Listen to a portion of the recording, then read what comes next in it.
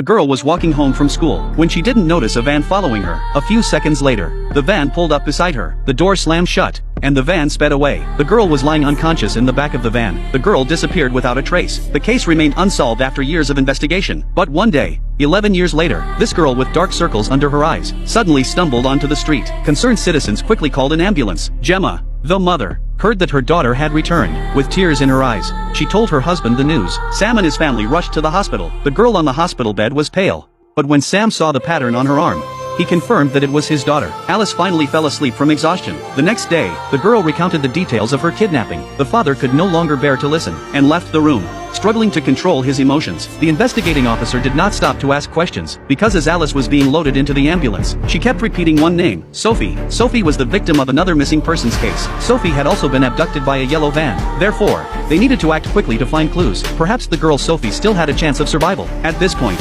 Alice looked distressed. She did indeed know Sophie, since Sophie was too stubborn to comply. The kidnappers treated her very badly. When Alice escaped, she wanted to take her with her, but she was too weak to walk. The couple thought nothing worse could happen.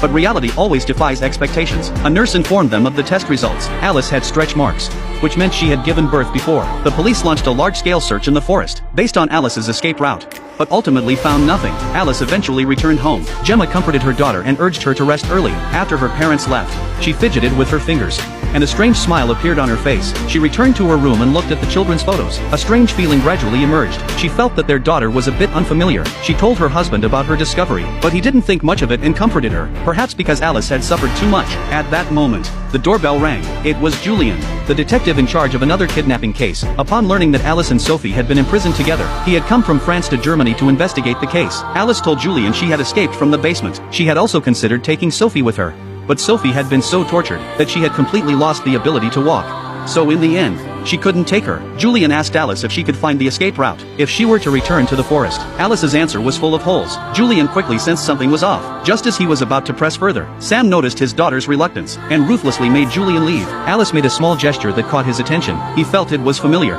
Julian reviewed the footage from before Sophie's disappearance. He noticed that Sophie, under stress, made the same small gesture as Alice. Perhaps Alice was not the real Alice, but Sophie, who had been missing for years, just as he was at his wit's end.